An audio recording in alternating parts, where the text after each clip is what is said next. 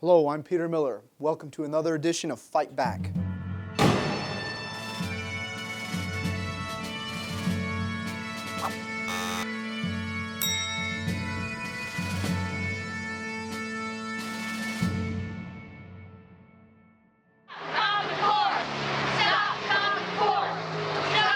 This is not working, and it's not what they told you it would be. We need you to help us with this because this program is dumbing our children down. Thank you.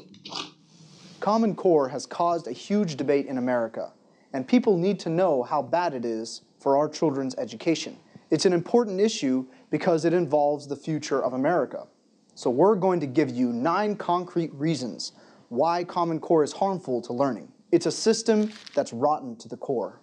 Number 1, Common Core ignores parental rights. The role of the state in education should be to assist, not suppress, the family's right to form their children and preserve their innocence. As Pius XI explains in his encyclical on education, the family, therefore, holds directly from the Creator the mission and hence the right to educate the offspring. But Common Core ignores parental rights. In fact, many parents have already found objectionable content in Common Core materials that endanger their children's morals, innocence, and intellectual development. There are no mechanisms in place that allow parents to change this content. Parents have no say. Number 2, Common Core is materialistic and naturalistic. In science, it wasn't as bad, but it was all atheistic. I got in an argument with my teacher about a video that we watched. I heard that we were all created from stardust, so I grabbed my book and started reading. Alex, why are you reading your book? I don't like this video. And he's like, well, what's wrong with it? Well, it's against my faith. He's like, all right, well, either you watch the video or you're going to be kicked out of the classroom and into the principal's office. I had to write a paragraph on why I walked out of the classroom. Common Core shares the same bad ideas of the so-called Enlightenment. These men were naturalists. They rejected Christianity and replaced the worship of God for the worship of reason. These men were also radical materialists. They only gave value to material prosperity. Whatever didn't prepare a student to be a worker, such as philosophy or classical literature, was considered to be useless. Because for liberals, education's primary purpose is to prepare citizens to be workers. In other words, Common Core completely ignores the higher aspects of education to teach objective truth, to form character, to transmit the timeless principles of Western civilization. Number 3, Common Core dictates what will be taught. Common Core will heavily influence, if not outright dictate, what will be taught in the classroom. Bill Gates, the biggest founder of Common Core, said, identifying common standards is not enough. We'll know we've succeeded when the curriculum and the tests are aligned to these standards. Number 4, uniformity alone does not improve education. Common Core does not teach children.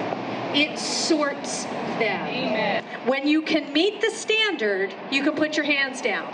But you cannot put your hands down until you meet the standard. Are you ready? So if you've ever sung an opera in New York, you can put your hands down. No. Soloist with your church choir. Sings in the church choir.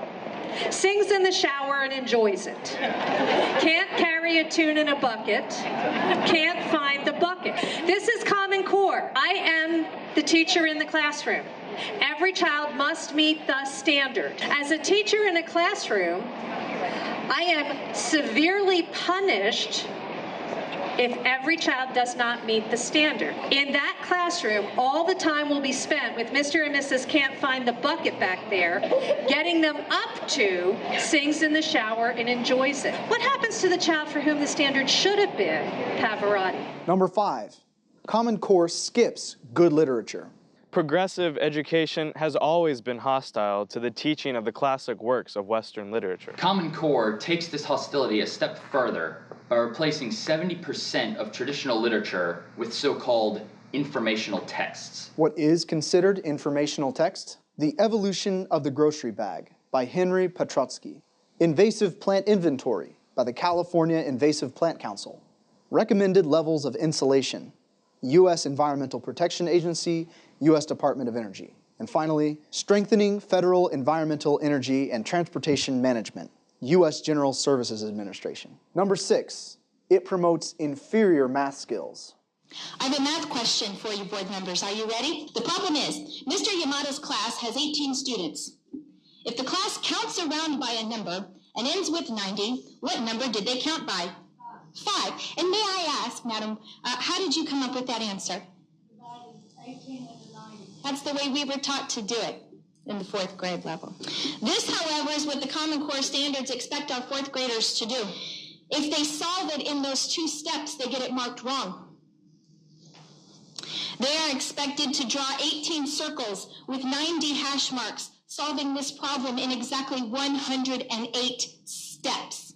Common Core math will supposedly prepare American high school students for careers in science, technology, engineering, math, the so-called STEM fields. But ironically, it does the opposite. Professor James Milgram of Stanford University was the only math expert involved in developing Common Core. He refused to approve Common Core when he saw how inferior its math standards were, and predicts that Common Core will put American students at least 2 years behind European and Asian students.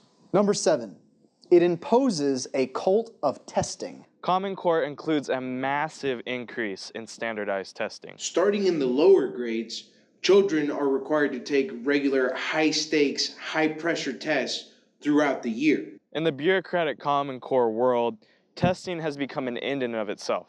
Like socialist bureaucrats, progressive education reformers love forms and tests and statistics which make a centralized control easier. The problem with this materialistic view is that true education cannot easily be reduced to test scores and tables of data. And high-stakes testing has led to high-stakes cheating, as seen in the case of the 11 teachers and administrators of the Atlanta public school system who were convicted in a massive cheating scandal. A lot of kids I saw, they would just go on the internet because they looked at the bottom of the page, saw the website, and popped the answers right up right there. They pull up the answers and then just play games.